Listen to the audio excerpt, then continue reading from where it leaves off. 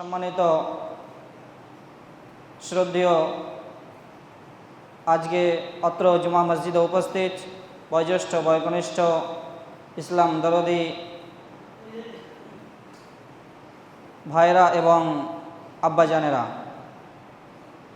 এবং পর্দার আড়ালের পর্দা নাসিনা মা ও মাসিরা, যাবতীয় প্রশংসা গুণগান সে আল্লাহ পাক রব্বুল আলমিনের জন্য, যে আল্লাহ পাক রব্বুল আলমিন আমাকে আপনাকে আজকে অত্র জামে মসজিদে উপস্থিত হওয়ার তৌফিক এনায়েত করেছেন।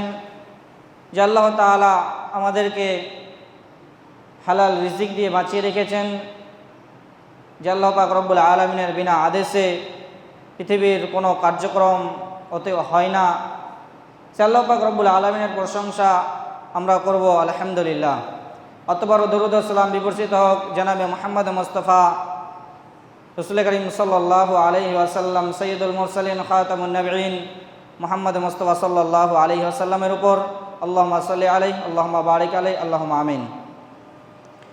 সম্মানিত উপস্থিতি, আজকে যে বিষয়টি নিয়ে আলোচনা করব সে বিষয়বস্তু হচ্ছে যে জিহ্বা দ্বারা সংগঠিত পাপ এবং তা থেকে উত্তরণের উপায়, অথবা জিহ্বার সঠিক ব্যবহার এবং তার গুরুত্ব ও প্রয়োজনীয়তা। আমরা প্রত্যেকেই জানি যে আল্লাহ পাক রব্বুল আলামিন আমাদেরকে যতগুলো নিয়ামত দিয়েছেন, অর্থাৎ বিনা পয়সায় আমরা বিনা মেহনতে যে জিনিসগুলো আমরা পেয়েছি, যে নিয়ামতগুলো পেয়েছি, তার মধ্যে অন্যতম নিয়ামত হচ্ছে আমাদের শরীর। আমাদের মাথার চুল থেকে নিয়ে পায়ের তলা অবধি যতগুলো অঙ্গ প্রত্যঙ্গ রয়েছে, এ সমস্ত অঙ্গ প্রত্যঙ্গ এগুলো হচ্ছে আল্লাহ পাক রব্বুল আলমিনের নিয়ামত। এর মধ্যে সবথেকে গুরুত্বপূর্ণ একটি নিয়ামত হচ্ছে আমাদের এই মুখ বা জিহ্বা। এই জিহ্বা এতটাই প্রয়োজন রয়েছে যে আমরা আমাদের মনের ভাব প্রকাশ করতে গিয়ে আমরা এর ব্যবহার করে থাকি। একজন মানুষ সে মনে মনে কি ভাবছে বা কি বলতে চাইছে, যতক্ষণ পর্যন্ত সে জিহ্বার দ্বারা দিয়ে না বলবে, সেটা ব্যক্ত করবে, সামনের মানুষ সেটা ততক্ষণ পর্যন্ত বুঝতে পারবে না। এই জন্য বলা হয়েছে, জিহ্বাকে বলা হয়েছে অন্তরের দরজা, অর্থাৎ অন্তরের কথা এর মাধ্যম দিয়ে বের হয়। তাই এই জিহ্বা যদি কেউ সঠিকভাবে ব্যবহার করে, তাহলে সেই ব্যক্তিকে এই জিহ্বাই সমাজে একজন উচ্চ এবং সমাজে সম্মানিত, সমাজে মর্যাদাবান ব্যক্তি হিসেবে গড়ে তুলতে পারে। আবার এর যদি অপব্যবহার হয়ে থাকে, এর যদি সঠিক ব্যবহার না হয়, এর দ্বারা দিয়ে যদি মানুষেরা কষ্ট পায়, দুঃখ পায়, তাহলে একজন মানুষকে সমাজের মধ্যে ধ্বংসের অতল গহ্বরে সে পৌঁছে দিতে পারে। তাই এর সঠিক ব্যবহার আমাদের প্রত্যেকের জানা উচিত এবং তার প্রতি আমাদের প্রত্যেকের আমল করা উচিত। আল্লাহ পাক রব্বুল আলামিন যাতে আমাদের শোনার পরে তার প্রতি আমল করার তৌফিক দান করেন। আমরা অনেকে মনে করি যে জিহ্বা দ্বারা দিয়ে আমরা যে কথা বলি, সেই কথা হয়তো প্রত্যেকটা কথা হয়তো এর কারণে হয়তো আমাকে হিসাব দিতে হবে না, অথবা হয়তো এমন আমরা কোনো কথা বলি যেগুলো আমাদের অনর্থক কথা, যেগুলো কথা একদম স্পষ্টভাবে গুনাহের দিকেও যায় না এবং স্পষ্টভাবে সেটা নেকিরও কথা নয়। এইরকম যে কথাগুলো রয়েছে, অনেকে হয়তো আমরা মনে করি যে সেই কথাগুলো তার কারণে হয়তো আমাকে জবাবদিহি করতে হবে না, অথবা হয়তো সেই কথাগুলো আমার ক্ষতি করবে না, আমার জন্য সেই কাল কিয়ামতের দিন সেটা ক্ষতি ডেকে আনবে না। সম্মানিত উপস্থিতি, মনে রাখবেন, আপনি যে কথাই বলছেন না কেন, সে কথাই লিপিবদ্ধ হচ্ছে। আল্লাহ পাক রব্বুল আলামিন সূরা আল ইনফিতারের 10, 11, 12 নম্বর আয়াতের মধ্যে তিনি বলেছেন, ওয়া ইন্না আলাইকুম লাহাফিজিন, নিশ্চয় তোমাদের উপরে রয়েছে সংরক্ষক দল, হেফাজতকারী সংরক্ষক দল রয়েছে। কিরামান কাতিবিন, তারা হচ্ছে সম্মানিত লেখক বৃন্দ। ইয়ালামুনা মা তাফআলুন, তোমরা যেটাই করো না কেন, মা তাফআলুন, তোমরা যেটাই করো না কেন, তারা সেটাই কিন্তু জানে। আমি আপনি যে কথা বলছি, যে কাজ আমরা করছি, সে প্রত্যেকটি কাজ, প্রত্যেকটি কথা সম্পর্কে অবগত রয়েছেন সেই ফেরেশতারা, যাদেরকে ডান কাঁধে এবং বাম কাঁধে রাখা হয়েছে। আল্লাহ পাক রব্বুল আলামিন এটা স্পষ্টভাবে সূরা আল কাফের 17 এবং 18 নম্বর আয়াতের মধ্যে বলছেন, ইয ইয়াতালাক্কাল মুতালাক্কিয়ানি আনিল ইয়ামিনি ওয়া আনিশ শিমালিল কাঈদ, অর্থাৎ যখন ডান কাঁধে এবং বাম কাঁধে বসা দুইজন ফেরেশতা তারা সেটাকে লিপিবদ্ধ করতে রয়েছে, তারা সেটাকে নিতে রয়েছে। মা ইয়ালফিযু মিন কাওলিন ইল্লা লাদাইহি রাকীবুন আতীদ, মানুষ এমন কোনো কথা বলে না যেটা তারা লিপিবদ্ধ করে না। অর্থাৎ আপনি এমন কোনো কথা বলছেন যেই কথা হয়তো আপনার উপকারে আসতেও পারে, আপনার উপকারে নাও আসতে পারে, আপনার অপকার নাও ডেকে আনতে পারে, কিন্তু সেই কথা আপনার লিপিবদ্ধ হচ্ছে, তার কারণে আপনাকে সেই দিন কাল কিয়ামতের দিন হিসাব দিতে হবে। সেই দিন কিয়ামতের দিন যখন আপনাকে সেই রেজিস্টার, সেই খাতা যখন আপনাকে দেওয়া হবে যাতে তারা লিখছে, সেই দিন আপনি আশ্চর্য হয়ে যাবেন। যেমনভাবে কাফেরেরা আশ্চর্য হয়ে সেই দিন বলবে যে মা লিহাযাল কিতাব লা ইউগাদিরু সাগীরাতান ওয়ালা কাবীরাতান ইল্লা আহসাহা, অর্থাৎ এটা কেমন একটা কিতাব। আশ্চর্য হয়ে তারা বলবে এটা কেমন একটা কিতাব যেখানে ছোট থেকে ছোট বড় সব কিছুই লেখা রয়েছে, যেটা আমরা ভাবিনি যে এই কথাটা সেখানে লেখা থাকবে, আমরা ভাবিনি যে এই কাজ করলে আমাদের কাজটা লেখা থাকবে। তো এইরকম আমি আপনি যদি এই মুখের দ্বারা দিয়ে সেই রকম কোনো কথা বলে থাকি, তাহলে আমাদেরকেও সেই দিন কাফেরদের মতো বলতে হবে যে মা লিহাযাল কিতাব লা ইউগাদিরু সাগীরাতান ওয়ালা কাবীরা। অতএব আমরা এই আয়াত থেকে বুঝতে পারছি এই জিহ্বার সঠিক ব্যবহারের কতটা গুরুত্ব রয়েছে। আসুন আপনাকে কয়েকটা হাদিস থেকে আমি বুঝিয়ে দিই যে আপনার জিহ্বার সঠিক ব্যবহার কেন প্রয়োজন, কেন এর গুরুত্ব অনেক বেশি। আপনার অন্যান্য অঙ্গ প্রত্যঙ্গের দ্বারা দিয়ে, সেই অন্যান্য অঙ্গ প্রত্যঙ্গর দ্বারা সেগুলো দ্বারা দিয়ে যে পাপগুলো হয়ে থাকে, আপনার তার থেকে বেশি এই জিহ্বার দ্বারা দিয়ে পাপ হয়ে থাকে। এই জন্য আপনাকে এই জিহ্বার সব থেকে বেশি হেফাজত করতে হবে, সব থেকে বেশি এটা আপনার সঠিক ব্যবহার করতে হবে। রাসূল করিম সাল্লাল্লাহু আলাইহি ওয়াসাল্লাম হাদিসের মধ্যে বলছেন আল মুসলিমু মান সালিমা আল মুসলিমুনা মিন লিসানি ওয়া ইয়াদিহি। সহিহ মুসলিমের মধ্যে হাদিস এসেছে যে মুসলিমের সংজ্ঞা দিতে গিয়ে রাসূল সাল্লাল্লাহু আলাইহি সাল্লাম বলছেন মুসলমান তো সেই ব্যক্তি মান সালিমা আল মুসলিমুনা মিন লিসানি ওয়া ইয়াদিহি, যার হাত থেকে এবং যার মুখ থেকে অন্য একজন মুসলিম নিরাপদে থাকবে। শুধু মুসলিম নয়, অন্য মানুষের আপনার মুখ থেকে, আপনার হাত থেকে নিরাপদে যদি থাকে, তারা যদি আপনার মুখ থেকে এমন কোনো কথা না শুনতে পায় যার কারণে তাদের দুঃখ কষ্ট হবে, তাহলে আপনি একজন প্রকৃতরূপে মুসলিম। আর যদি আপনার মুখের দ্বারা দিয়ে, আপনার জিহ্বার দ্বারা দিয়ে প্রতিনিয়ত গালমন্দ করার কারণে, অথবা মিথ্যা কথা বলার কারণে, অথবা গীবতের কারণে যদি কোনো ব্যক্তি, কোনো মুসলিম যদি দুঃখ কষ্ট পেয়ে থাকে, তাহলে বুঝবেন আপনার ঈমানে ঘাটতি রয়েছে, এই জন্য আপনি প্রকৃতরূপে মুসলিম এখনো হতে পারেননি। সম্মানিত উপস্থিতি, জান্নাত এবং জাহান্নাম আমরা প্রত্যেকেই চাই যে আমরা জান্নাত যেতে চাই, আমরা কেউ চাই না যে আমরা জাহান্নামে যাব। কিন্তু যদি আমরা এই সঠিক ব্যবহার না করি, অর্থাৎ জিহ্বার যদি সঠিক ব্যবহার না করি, তাহলে হতে পারে আপনাকে এই মুখের কামাই, এই জিহ্বার কামাই আপনাকে, এই জিহ্বার একটি কথা আপনাকে জাহান্নামের দিকে নিয়ে যেতে পারে।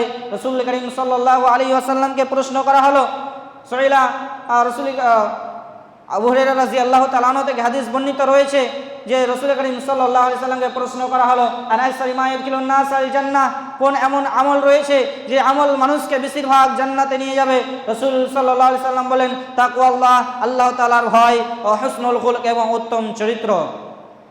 সম্মানিত উপস্থিতি, এই উত্তম চরিত্র যদি আমরা ব্যাখ্যা দেখতে যাই, তাহলে উত্তম চরিত্র মানুষের সঙ্গে শুধুমাত্র আপনার হাতের দ্বারা দিয়ে দেখানো হয় না, আপনার সবথেকে বেশি মানুষের সঙ্গে সদ্ব্যবহার, উত্তম চরিত্র যদি আপনি দেখাতে চান, তাহলে আপনাকে মুখের ব্যবহার সঠিক করতে হবে। যদি মুখের দ্বারা দিয়ে আপনি সঠিক কথা না বলেন, যদি আপনি মুখের দ্বারা দিয়ে মিথ্যা কথা বলেন, তাহলে আপনি মানুষের কাছে, সমাজের মানুষের কাছে, আপনার সামনের মানুষের কাছে আপনি কখনো সৎ ব্যক্তি হিসেবে গণ্য হতে পারেন না। যদি আপনি মুখের দ্বারা দিয়ে অন্যের সেই কৃত কর্মকে আপনি যদি ব্যক্ত করেন, অর্থাৎ আপনি যদি গীবত করেন, তাহলে সেই ব্যক্তির সামনে অথবা সমাজের মানুষের কাছে আপনি একজন সৎ মানুষ হিসেবে গণ্য হতে পারেন না। আপনাকে যদি সৎ মানুষ হতে হয়, তাহলে সর্বদাই আপনাকে সত্য কথা, সঠিক কথা আপনাকে বলতে হবে, তাহলে আপনার মানুষের কাছে অথবা আপনি প্রকৃত রূপে আপনি একজন সৎ ব্যক্তি হিসেবে গণ্য হবেন। সম্মানিত উপস্থিতি, অতএব আল্লাহ পাক রব্বুল আলামিন এর ভয়, এবং দ্বিতীয়ত হচ্ছে যে সঠিক ব্যবহার, এবং সঠিক ব্যবহারের মধ্যে সবথেকে উত্তম উপায় হচ্ছে মুখকে সঠিকভাবে ব্যবহার করা। তাহলে আপনাকে এই দুইটা জিনিসই আপনাকে বেশিরভাগ জান্নাতের দিকে নিয়ে যাবে রাসূল করিম সাল্লাল্লাহু আলাইহি সাল্লামের হাদিস অনুযায়ী। এবং আরও প্রশ্ন করা হলো ওয়াসাইল আনাকসারি মা ইয়াদখিলুন নাস আন-নার, এবং কোন আমল রয়েছে যেই আমল মানুষকে বেশিরভাগ জাহান্নামের দিকে নিয়ে যাবে। রাসূল করিম সাল্লাল্লাহু আলাইহি ওয়াসাল্লাম বলছেন আল ফাম ওয়াল ফারজ, অর্থাৎ তোমার এই মুখ, তোমার এই জিহ্বা, এবং দ্বিতীয়ত হচ্ছে লজ্জাস্থান। এই দুইটা জিনিস তোমাকে বেশিরভাগ জাহান্নামের দিকে নিয়ে যাবে। দ্বিতীয় কথায় আপনাকে এইরকমভাবে আপনাকে বলতে পারি যে এই দুইটা জিনিস আপনাকে ধাক্কা মেরে জাহান্নামের মধ্যে ফেলে দিতে পারে। অর্থাৎ আপনার মুখে যদি, আপনার মুখের সঠিক ব্যবহার যদি না হয়ে থাকে, এর মাধ্যমে যদি গালমন্দ হয়ে থাকে, এর যদি অপব্যবহার হয়ে থাকে, তাহলে আপনার সেটাই যথেষ্ট আপনাকে জাহান্নামে নিয়ে যাওয়ার জন্য, আপনাকে জাহান্নামে ফেলে দেওয়ার জন্য। অতএব এর সঠিক ব্যবহার আমাদের অবশ্যই করতে হবে, এর গুরুত্ব অনেক রয়েছে। আরেকটি হাদিস বলে এগিয়ে যাব যে আমরা এ থেকে বাঁচবো কীভাবে। আরেকটি হাদিসে সহিহ বুখারী এবং মুসলিমের হাদিসে এসেছে, রাসূল করিম সাল্লাল্লাহু আলাইহি ওয়াসাল্লাম বলছেন, মান ইয়াজমান লি মা বাইনা লাহইহি ওয়া মা বাইনা রিজলাইহি আজমান লাহুল জান্নাহ। সালিম ইবনে সাদ রাদিয়াল্লাহু তাআলা আনহু থেকে হাদিসটি বর্ণিত রয়েছে যে রাসূলুল্লাহ সাল্লাল্লাহু আলাইহি ওয়াসাল্লাম বলছেন, মান ইয়াজমান লি মা বাইনা লাহইহি, অর্থাৎ কেউ যদি আমাকে জিম্মাদার দিয়ে দেয় যে তার দুই চোয়ালের মধ্যবর্তী অংশ, অর্থাৎ এই জিহ্বা, এর যদি কেউ দায়িত্ব সে নিয়ে নেয়, এর জিম্মেদার যদি দিয়ে আমাকে দেয় যে এর সঠিক ব্যবহার হবে, আমা বাইনা রিজলাইহি, এবং দুই রানের মধ্যবর্তী যে অংশ অর্থাৎ আপনার লজ্জাস্থান, এই দুইটা জিনিসে যদি কেউ জিম্মাদার দিয়ে দেয়, রাসূলুল্লাহ সাল্লাল্লাহু আলাইহি ওয়াসাল্লাম বলছেন তাহলে আজমান লাহুল জান্নাহ, তার জান্নাতের জিম্মাদার আমার। সুবহানাল্লাহ, এত বড় অফার রাসূলুল্লাহ সাল্লাল্লাহু আলাইহি ওয়াসাল্লাম দিচ্ছেন যে যদি আমরা নিজেদের মুখের সঠিক ব্যবহারের দায়িত্ব যদি আমরা নিজেরা নিয়ে নিই, রাসূলুল্লাহ সাল্লাল্লাহু আলাইহি ওয়াসাল্লাম বলছেন যে আমাকে জিম্মাদার করবে। অর্থাৎ এখানে রাসূলুল্লাহ সাল্লাল্লাহু আলাইহি ওয়াসাল্লাম এটা বোঝাতে চেয়েছেন যে আপনি দায়িত্ব নিয়ে নেবেন যে আমার এই মুখের দ্বারা দিয়ে অন্যায় অশ্লীল কথা বের হবে না, অন্যজন আমার এই মুখের দ্বারা দিয়ে কষ্ট পাবে না, অথবা আমার এই লজ্জাস্থানের দ্বারা দিয়ে এটি শুধুমাত্র হালাল জায়গায় সেটি ব্যবহার হবে, এর দ্বারা দিয়ে কোনো হারাম কাজ হবে না, অথবা সমাজের অন্য কোনো নারী সে অথবা আর অন্য কোনো মানুষ এর দ্বারা দিয়ে কোনো রকমের সে কষ্ট পাবে না। এই দায়িত্ব যদি আপনি নিজে নিয়ে নেন, তাহলে আপনার জান্নাতের দায়িত্ব রাসূলুল্লাহ সাল্লাল্লাহু আলাইহি ওয়াসাল্লাম নিয়েছেন যে আপনাকে কিভাবে জান্নাতে নিয়ে যেতে হয় সেটা রাসূলের ব্যাপার, রাসূল করিম সাল্লাল্লাহু আলাইহি ওয়াসাল্লাম সেটা দেখে নেবেন যদি আপনি এই দায়িত্ব পালন করেন। অর্থাৎ আপনি যদি শর্ত পালন করেন তাহলে আপনার বদলা অবশ্যই আপনি পাবেন।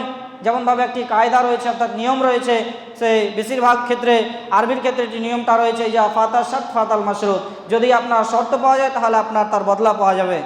অতএব আপনি যদি নিজের দায়িত্ব নিয়ে নেন তাহলে আপনার বদলা অর্থাৎ জান্নাতে নিয়ে যাওয়ার দায়িত্ব রাসূলুল্লাহ সাল্লাল্লাহু আলাইহি ওয়াসাল্লাম তিনি নিয়ে নিয়েছেন, অথবা আপনাকে নিয়ে যাবেন অবশ্যই। সম্মানিত উপস্থিতি, জিহ্বার হেফাজতের গুরুত্ব সম্পর্কে আমরা জানলাম। আমরা এবার জানবো যে এই জিহ্বার দ্বারা দিয়ে কিছু আমাদের যে পাপগুলো হয়ে যায় সে পাপগুলো সম্পর্কে আমরা জানবো। সংক্ষিপ্ত আকারে শুধুমাত্র কয়েকটি পাপ সম্পর্কে জানবো। অনেক পাপ আমরা এই জিহ্বার দ্বারা দিয়ে করে থাকি, তার মধ্যে সবথেকে বেশি যে আমরা পাপ করে থাকি তা হলো মিথ্যা কথা বলা। মিথ্যা কথা বলা এখন বর্তমানে মনে হচ্ছে যেন একটা ফ্যাশন হয়ে গেছে।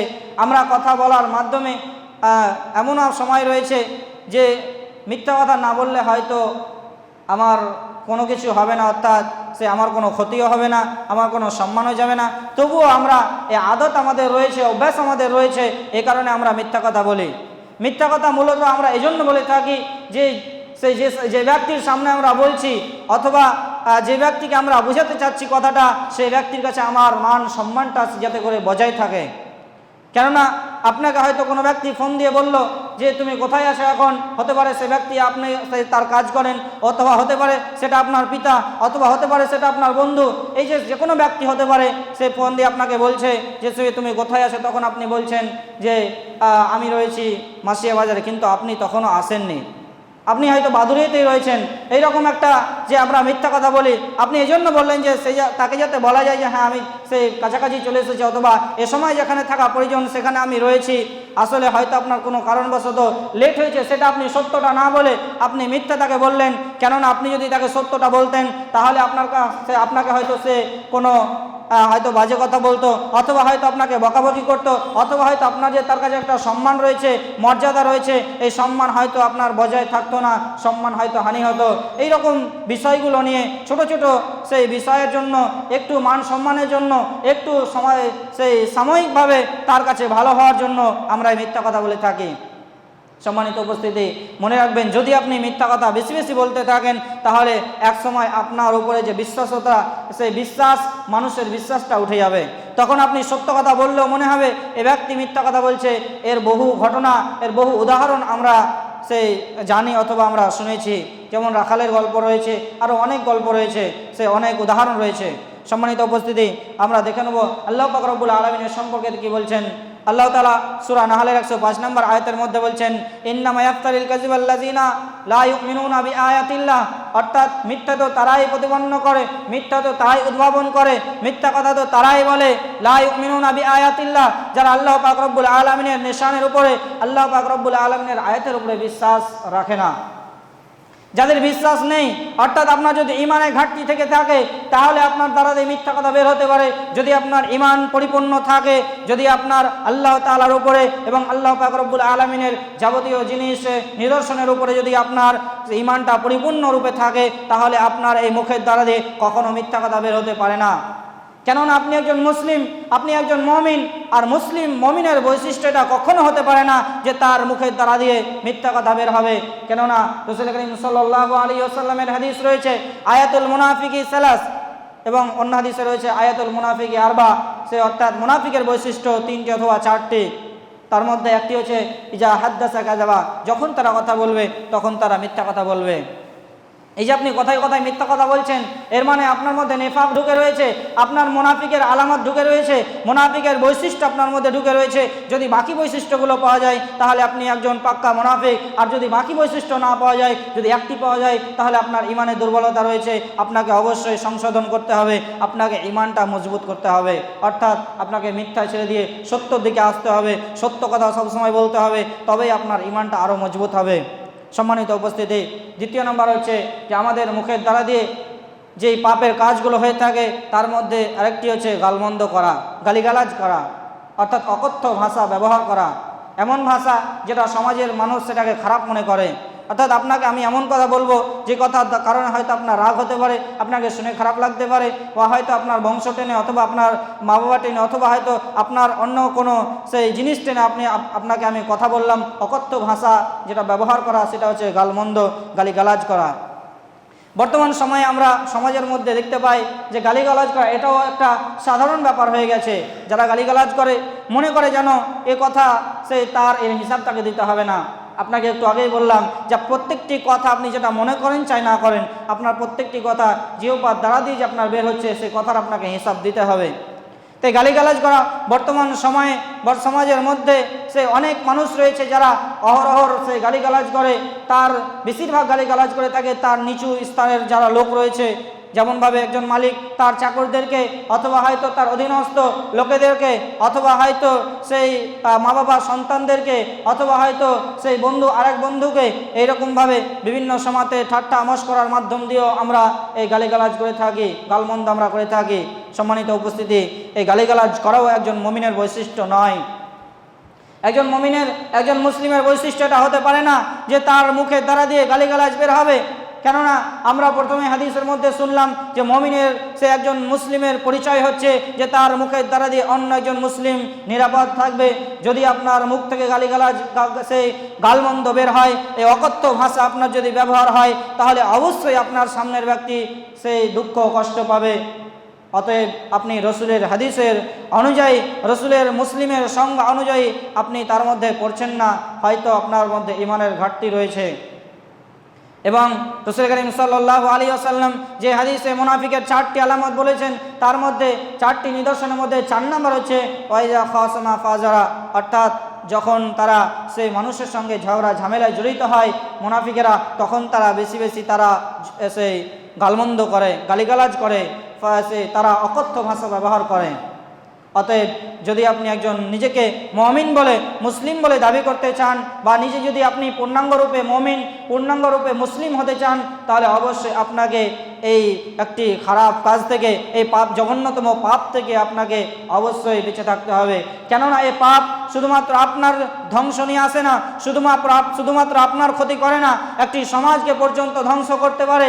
একটি সমাজের মধ্যে ভবিষ্যৎ প্রজন্ম যারা রয়েছে, অর্থাৎ আপনার সন্তান সন্ততি অথবা ছোট ছোট কচিকাচারা, তারা আপনার এই মুখ থেকে সেই অকথ্য ভাষা, এই গালিগালাজ সে শুনে তারাও সে শিখে নেয় এবং তারাও সেটা ব্যবহার করতে থাকে, যা সাধারণত আমরা সমাজের মধ্যে দেখতেই পাচ্ছি।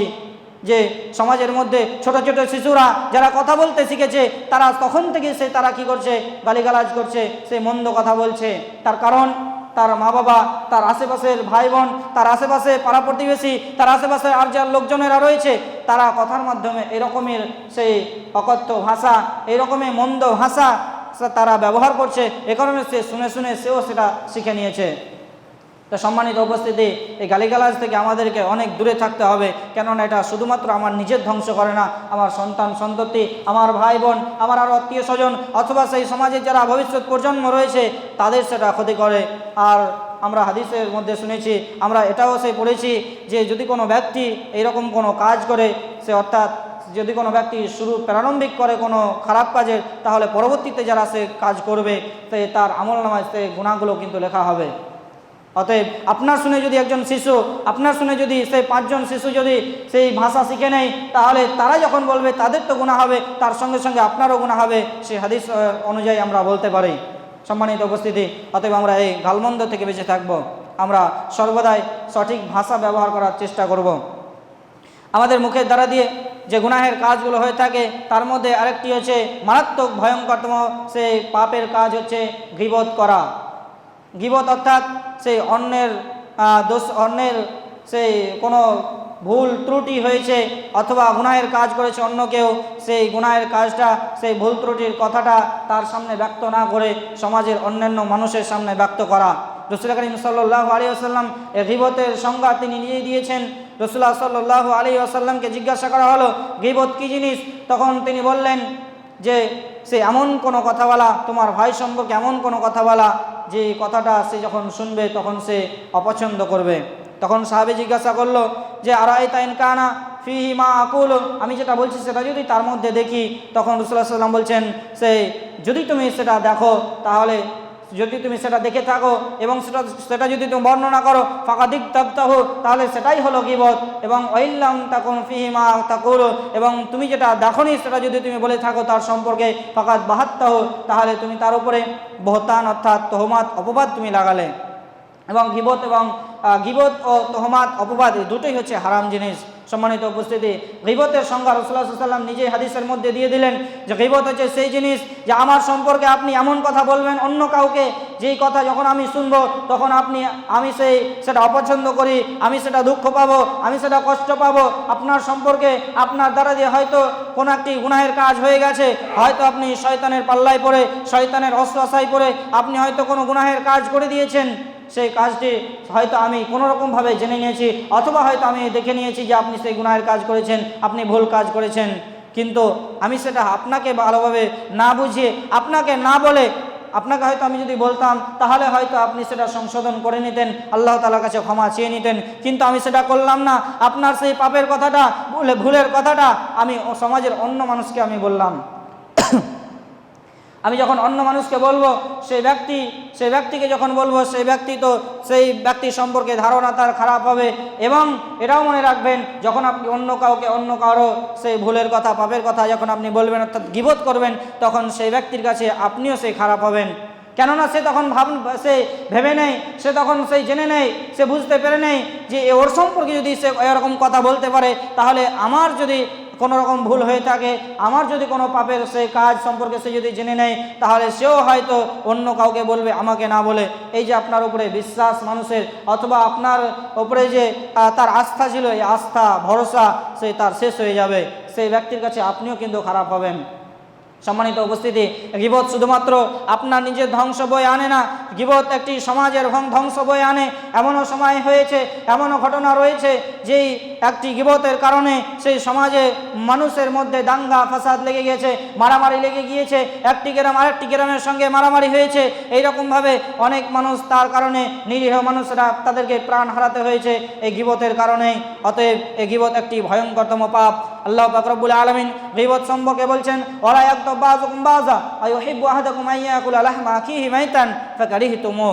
অর্থাৎ আল্লাহ তাআলা বলছেন সূরা হুজরাতের 12 নম্বর আয়াতের মধ্যে যে তোমরা কি সেই একজন ভাই আরেকজন ভাইয়ের মাংস খাওয়াকে, মৃত ভাইয়ের মাংস খাওয়াকে সেই পছন্দ করো? রাসূল কারীম আল্লাহ পাক রব্বুল আলামিন তিনি নিজে তার উত্তর দিচ্ছেন ফাকারিহতুমুহ, অর্থাৎ তোমরা সেটা অপছন্দ করো। আমরা কেউ সেই একজন আরেকজনের মাংস আমরা খেতে চাই না, এটা আমরা অপছন্দ করি। আর সে যদি মৃত নিজের ভাই হয় অথবা নিজের বাবা হয় অথবা নিজের আত্মীয় স্বজন হয়, তাহলে আমরা সেটা আরও অপছন্দ করি। কেননা তার সঙ্গে আমার রক্তের সম্পর্ক রয়েছে। মনে রাখবেন, যার সম্পর্কে আপনি গীবত করছেন সেও আপনার ভাই হতে পারে, আপনার রক্তের সম্পর্কের ভাই, অথবা হতে পারে আপনার ইসলামের দিক দিয়ে, ইসলামের জন্য আপনার সে হতে পারে সে আপনার ভাই। তাই আপনার ভাইয়ের সানে আপনি যদি গীবত করেন, তাহলে সেই আপনি মাংস খাওয়া যেন অপছন্দ, সে মাংস খাওয়ার বরাবর আপনার গুনাহের সমতুল্য। এবং আল্লাহ পাক রব্বুল আলামিন আপনাকে উদাহরণ দিয়ে বুঝাতে চেয়েছেন, যেমনভাবে তুমি সেটাকে অপছন্দ করো, অর্থাৎ তার মাংস খাওয়াকে অপছন্দ করো, তেমনইভাবে তুমি তার সম্পর্কে গীবত করাকে অপছন্দ করো, তা থেকে তুমি দূরে থাকো। কেননা গীবত হচ্ছে আল্লাহ পাক রব্বুল আলামিনের হকের মধ্যে আসে না, এটা হুকুকুল্লাহ নয়, এটা হচ্ছে হুকুকুল ইবাদ। যদি আপনি কারো সম্পর্কে আমার সম্পর্কে যদি আপনি গীবত করেন আর আমার কাছে যদি আপনি ক্ষমা না চান, তাহলে আপনার এ ক্ষমা হবে না। আল্লাহ পাক রব্বুল আলামিন এ ক্ষমা আপনার কখনো করবেন না, কেননা এটা সেই বান্দার হক, এটা আল্লাহ পাক রব্বুল আলামিনের হকের মধ্যে নয়। কেননা আপনি যখন গীবত করছেন তখন তার সম্মান নিয়ে আপনি ছিনিমিনি খেলছেন। রাসূল কারীম সাল্লাল্লাহু আলাইহি ওয়াসাল্লাম যখন মিরাজে গিয়েছিলেন, মিরাজে গিয়ে অনেক ঘটনা রয়েছে, তার মধ্যে একটা ঘটনা রয়েছে, রাসূলুল্লাহ সাল্লাল্লাহু আলাইহি ওয়াসাল্লাম দেখছেন কিছু মানুষ তাদের নখগুলো বড় বড়, তাদের গালগুলোকে এবং তাদের বুকগুলোকে তারা নিজেই চিরছে, তারা নিজেদেরকে নিজেরাই কষ্ট দিচ্ছে। তখন রাসূলুল্লাহ সাল্লাল্লাহু আলাইহি ওয়াসাল্লাম বললেন, মান হাউলা ইয়া জিবরাইল, হে জিবরাইল, এই লোকেরা কারা, এরা কেন নিজেরা এরকম করছে? তখন জিবরাইল পরবর্তীতে বলছেন যে এই লোকগুলো হচ্ছে আল্লাযিনা ইয়াকুলুনা লুহামান নাস, এই মানুষগুলো হচ্ছে যে তারা মানুষের মাংস খেত, ওয়া ইয়াকাউনা ফি আরাযিহিম, এবং মানুষের সম্মান নিয়ে ছিনিমিনি খেলতো। অর্থাৎ সেই ব্যক্তিরা কি করত? দুনিয়াতে মানুষের গীবত করত, আর গীবত করা মানে সেই কারো সম্মান নিয়ে ছিনিমিনি খেলা। তাই যে ব্যক্তি এরকম করবে তার সাজা হচ্ছে সেটাই, অর্থাৎ জাহান্নামে সে ব্যক্তি নিজের গালকে, নিজের বুককে, অর্থাৎ নিজের শরীরের অঙ্গ প্রত্যঙ্গকে তারা নিজেরাই চিরবে, নিজেদেরকে নিজেরাই কষ্ট দেবে আল্লাহ পাক রব্বুল আলামিন, এবং সেই তাদের জন্য আরও সাজা আল্লাহ তাআলা রেখেছেন। সম্মানিত উপস্থিতি, এছাড়াও রয়েছে আমাদের মুখের দ্বারা দিয়ে সেই ভয়ঙ্করতম পাপের মধ্যে চুগলখড়ি, অর্থাৎ বাড়িয়ে চাড়িয়ে কিছু সেই কারো সম্পর্কে আরেকজনকে বলা। বিশেষ করে এটা হয়ে থাকে যে একজনের দুশ্মনী আরেকজনের সঙ্গে যদি সে হয়ে থাকে অল্প কিছুর কারণে, তো কিছু এমন মানুষ রয়েছে চুগলখড়ি যাদেরকে বলা হয়, চুগলখড় যাদেরকে বলা হয়ে থাকে, যে তারা তার সঙ্গেও সে মিশে এবং তার সঙ্গেও মিশে, তার কাছ থেকে কিছু কথা নিয়ে সেটাকে বাড়িয়ে ছাড়িয়ে তার কাছে সে বলে, এবং তার কাছ থেকে কিছু কথা নিয়ে আরও বাড়িয়ে ছাড়িয়ে এর কাছে বলে, এবং তাদের দুজনের মধ্যে ঝামেলা সৃষ্টি করে থাকে। এই যে মানুষ রয়েছে, এই মানুষগুলো হচ্ছে তারা চুগলখোর, এবং এদের সম্পর্কে রাসূল কারীম সাল্লাল্লাহু আলাইহি ওয়াসাল্লাম বলছেন লা ইয়াদখুলুল জান্নাতা কাত্তাত, এবং যারা চুগলখোর হবে তারা কখনো জান্নাতে প্রবেশ করবে না।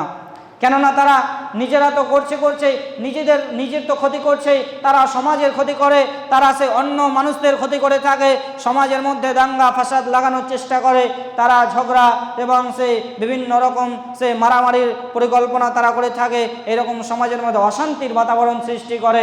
তাই রাসূলুল্লাহ সাল্লাল্লাহু আলাইহি ওয়াসাল্লাম বলছেন যে তারা জান্নাতে যেতে পারবে না। সম্মানিত উপস্থিতি, এইরকম ভয়ঙ্করতম পাপ আমরা এই জিহ্বার দ্বারা করে থাকি। এছাড়া আরও পাপ রয়েছে, যেমন অনর্থক কথা, অনর্গল কথা বলা, যে কথা আমার আপনার উপকারে আসে না, সে অপকারেও আসে না। অর্থাৎ দুনিয়াতে এমন কথা আমরা বলে থাকি, বিশেষ করে এটা হয়ে থাকে সেই বিভিন্ন আড্ডাখানায়, বিভিন্ন চায়ের দোকানে, এমনকি বর্তমান সময়ে এক একটি চায়ের দোকান, এক একটি আড্ডাখানা এরকম হয়ে গেছে, মনে হচ্ছে সেটা যেন এমন একটা সংসদ যেখানে সকাল 6টা থেকে নিয়ে সেই রাত্রি 10টা 11টা পর্যন্ত শুধুমাত্র মানুষের গীবত, সেই চুগলখড়ি কথা এবং সেই মিথ্যা কথা, অনর্থক কথা সেখানে চলতেই রয়েছে। এমনকি যদি দেখা যায় যে পার্লামেন্ট রয়েছে, সংসদ রয়েছে, সেখানে একটা নির্দিষ্ট সময় একটা বিষয়ের প্রতি আলোচনা হয়, কিন্তু সেটা এমন একটা সংসদ, সেটা এমন একটা আলোচনার জায়গা যেখানে কোনো নির্দিষ্ট সময় নেই, সেই সকাল থেকে নিয়ে সন্ধ্যা পর্যন্ত প্রতিনিয়ত এরকম গীবত, পরনিন্দা, পরচর্চা হতেই রয়েছে। সম্মানিত উপস্থিতি, আমরা যারা এই রোগের মধ্যে আমরা জড়িয়ে রয়েছি, আমাদেরকে থেকে বাঁচতে হবে, আমাদের এ থেকে বার হয়ে আসতে হবে, তবে আমরা নাজাত পাবো, তবে আমরা সফলতা অর্জন করতে পারবো। আল্লাহ তাআলা যেন আমাদেরকে তৌফিক দান করেন, আমিন। ইন্নাল হামদুলিল্লাহি কাফা ওয়া সালামুন আলা ইবাদিহিল্লাযিনা ইসতাফা, আম্মা বাদ। আউযু বিল্লাহি মিনাশ শাইতানির রাজিম। বিসমিল্লাহির রহমানির রহিম। ইয়া আইয়ুহাল্লাযীনা আমানু তাকুল্লাহা ওয়া কুলু কাওলান সাদীদা।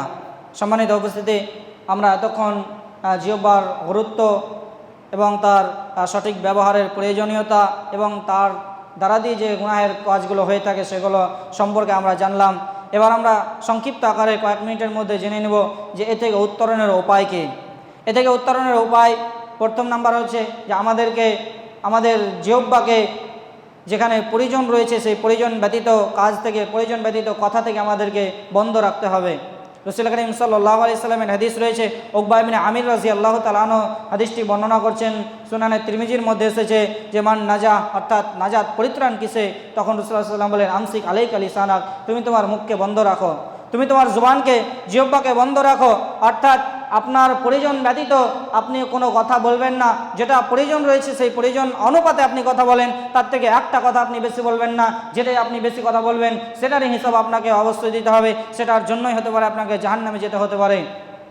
দ্বিতীয়ত হচ্ছে যে রাসূলুল্লাহ সাল্লাল্লাহু আলাইহি ওয়াসাল্লাম সেটা বলেছেন যে বাড়িতে অবস্থান করতে হবে, বেশি বেশি বাড়িতে অবস্থান করা, অর্থাৎ প্রয়োজন ব্যতীত আপনি বাড়িতে অবস্থান করুন, বাড়িতে আপনি থাকুন।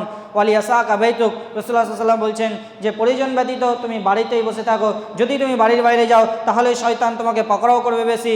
যদি আপনি বাইরে বেশি যান তাহলে আপনার সেই সমাজের মধ্যে কিছু মানুষ রয়েছে, সেই ক্রীড়া রয়েছে যেগুলোকে বলা হয়, সেই এমন কিছু মানুষ রয়েছে যারা শুধুমাত্র আপনার সঙ্গে সেই বকবকানি করতে চাইবে, শুধুমাত্র কথা বলতে চাইবে এবং প্রয়োজন ব্যতীত তারা কথা বলে থাকে।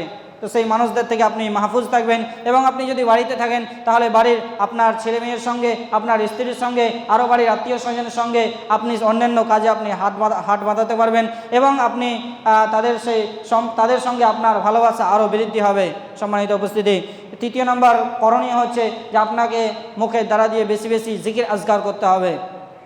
অর্থাৎ দুনিয়ার কথাবার্তা আপনার যখন হয়ে গেল, আপনার প্রয়োজনীয় কথাবার্তা রয়েছে সেগুলো সারার পরে আপনাকে বেশি বেশি করে জিকির আজকার করতে হবে। আল্লাহ তাআলা কোরআনে কারীমের মধ্যে বলছেন, ইয়া আইয়ুহাল্লাযীনা আমানু যকুরুল্লাহা যিকরান কাসীরা, অর্থাৎ হে ইমানদারগণ, তোমরা আল্লাহ তাআলাকে ভয় করো এবং তোমরা সেই বেশি বেশি করে আল্লাহ তাআলাকে স্মরণ করো, জিকির আজকার করো। রাসূল করিম সাল্লাল্লাহু আলাইহি ওয়াসাল্লাম হাদিসের মধ্যে বলছেন, লা ইয়াজালু লিসানুকা রাতবান মিন যিকরিল্লাহ, তোমার জিহ্বা যাতে করে সবসময় যাতে করে আল্লাহ তাআলা জিকির আজকারে যাতে করে ভিজে থাকে, সিক্ত থাকে। সম্মানিত উপস্থিতি, চতুর্থ নম্বর করণীয় হচ্ছে যে আমাদেরকে সবসময় সত্য কথা বলতে হবে, সঠিক কথা বলতে হবে, উত্তম কথা বলার চেষ্টা করতে হবে। আল্লাহ পাক রব্বুল আলামিন সূরা আহজাবের 70 নম্বর আয়াতের মধ্যে বলছেন, ইয়া আইয়ুহাল্লাযীনা আমানু তাকুল্লাহা ওয়া কুলু কাওলান সাদীদা, হে ঈমানদারগণেরা তোমরা আল্লাহ তাআলাকে ভয় করো, ওয়া কুলু কাওলান সাদীদা, এবং তোমরা সঠিক কথা, সত্য কথা এবং সরল কথা তোমরা বলো। ইমাম ইবনে কাসির রাহিমাহুল্লাহ আলাইহি কাওলান সাদীদা এর তাফসীর করতে গিয়ে, ব্যাখ্যা করতে গিয়ে তিনি বলছেন যে সরল কথা বলা, সঠিক কথা বলা এবং সত্য কথা বলা, এই তিনটি এর ব্যাখ্যা রয়েছে, এর অর্থ রয়েছে। এবং কথা বলার মূলনীতির ক্ষেত্রে যদি আমরা দেখি তাহলে মূলনীতির মধ্যে এটি একটি রয়েছে যে আপনি যখনই কথা বলবেন সঠিক কথা বলবেন, সত্য কথা বলবেন, সরল কথা বলবেন।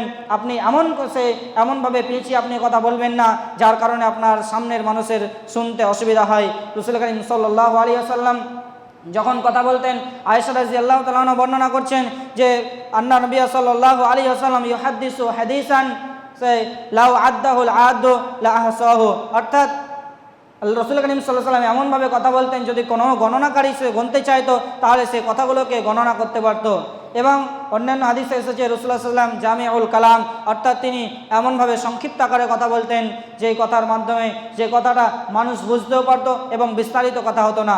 অতএব আপনি যখন কথা বলবেন তখন আপনি সরলভাবে কথা বলবেন যাতে করে আপনার সামনের মানুষ যাতে করে বুঝতে পারে আপনি কি বলতে চাইছেন, এবং বিস্তারিত লম্বাভাবে আপনি কথা বলবেন না, সেটা সংক্ষিপ্ত আকারে বলার চেষ্টা করবেন। জামিউল কালাম যাকে বলা হয় সেটা আপনি বলার চেষ্টা করবেন। সম্মানিত উপস্থিতি, সেই সব থেকে শেষ যেটা পয়েন্ট সেটা হচ্ছে যে মূর্খ মানুষদের থেকে এড়িয়ে চলা। অর্থাৎ মূর্খ মানুষ, সমাজের মধ্যে এমন মানুষ রয়েছে যারা সব সময় সেই চায় যে আপনি তার সঙ্গে সেই অনর্থক আপনি কথা বলুন, তাদেরকে মূর্খ বলা হয়েছে। আল্লাহ পাক রব্বুল আলামিন সূরা আল ফুরকানের মধ্যে বলছেন, ওয়া ইবাদুর রহমানিল্লাযীনা ইয়ামশুনা আলাল আরদি হাওনা ওয়া ইযা খাতাবাহুমুল জাহিলুনা ক্বালু সালামা, অর্থাৎ রহমানের যারা বান্দা হবে, আল্লাহ তাআলার প্রকৃত রূপে যারা বান্দা হবে, তারা দুনিয়াতে তাদের মাথা নত করে তারা চলবে, অর্থাৎ তারা দুনিয়াতে অহংকার বশত চলবে না। এবং ওয়াইজা খাতাবাহুমুল জাহিলুনা ক্বালু সালামা, যখন কোনো মূর্খ ব্যক্তি তার সঙ্গে কোনো কথা বলতে আসবে, অর্থাৎ অনর্থক কথা বলতে চাইবে, তখন সে বলবে আসসালামু আলাইকুম ওয়া রাহমাতুল্লাহ, এখান থেকেই তোমার সঙ্গে আমার কথা সমাপ্ত, আর আমি সামনে কথা বলবো না। অর্থাৎ আল্লাহ পাক রব্বুল আলামিন তিনি জাহেল বলতে এখানে বোঝানো হয়েছে যে সমাজের মধ্যে সে ব্যক্তি শিক্ষিত হতে পারে, আপনার কাছে সে ব্যক্তি শিক্ষিত হতে পারে, সে ব্যক্তি ডাক্তার মাস্টার হতে পারে, কিন্তু সে যখন কোনো অনর্থক কথা বলবে তখন সে মূর্খের কথা বললো, জাহেলের কথা বললো। কেননা একজন জ্ঞানী মানুষের, একজন শিক্ষিত মানুষের এটা আদর্শ নয়, বৈশিষ্ট্য নয় যে সে অনর্থক কথা বলবে এবং সে এমন কথা বলবে যে কথার তার প্রয়োজন নেই এবং যাকে বলছে তারও কোনো প্রয়োজন নেই।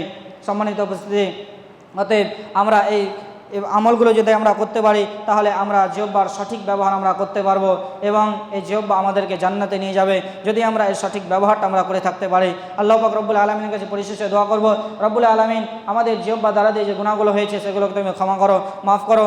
রব্বুল আলামিন আগামী দিনে যাতে করে আমরা এর সঠিক ব্যবহার আমরা করতে পারি এবং যাতে করে আমরা জান্নাতে যেতে পারি, এর দ্বারা দিয়ে আমরা আল্লাহ পাক রব্বুল আলামিন তুমি সেই তৌফিক দান করো। রব্বুল আলামিন আমাদের দ্বারা দিয়ে আরও যত গুনাহগুলো হয়ে গেছে সেই গুনাহগুলোকে তুমি ক্ষমা করো এবং আমরা যে নেকির কাজগুলো করেছি সেগুলোকে তুমি কবুল করো। রব্বুল আলামিন আমাদের মধ্যে যারা অসুস্থ রয়েছে তাদেরকে তুমি সুস্থতা দান করো। আল্লাহ পাক রব্বুল আলামিনের কাছে আরও পরিশেষে দোয়া করব আমরা যাতে করে ঈমানের উপরে, ইসলামের উপরে শেষ পর্যন্ত টিকে থাকতে পারি। আল্লাহ তাআলা যেন সে তৌফিক দান করেন। আমিন। ওয়া আখিরু দাওয়ানা আলহামদুলিল্লাহি রাব্বিল আলামিন। আল্লাহুম্মা সাল্লি আলা মুহাম্মাদিন ওয়া আলা আলি মুহাম্মাদ কামা সাল্লাইতা আলা ইব্রাহিম ওয়া আলা আলি ইব্রাহিম ইন্নাকা হামিদুম মাজিদ। আল্লাহুম্মা বারিক আলা মুহাম্মাদিন ওয়া আলা আলি মুহাম্মাদ কামা বারাকতা আলা ইব্রাহিম ওয়া আলা আলি ইব্রাহিম ইন্নাকা হামিদুম মাজিদ। সুবহানা রাব্বিকা রাব্বিল ইজ্জাতি আম্মা ইয়াসিফুন ওয়া সালামুন আলাল মুরসালিন ওয়া আলহামদুলিল্লাহি রাব্বিল আলামিন। আসসালামু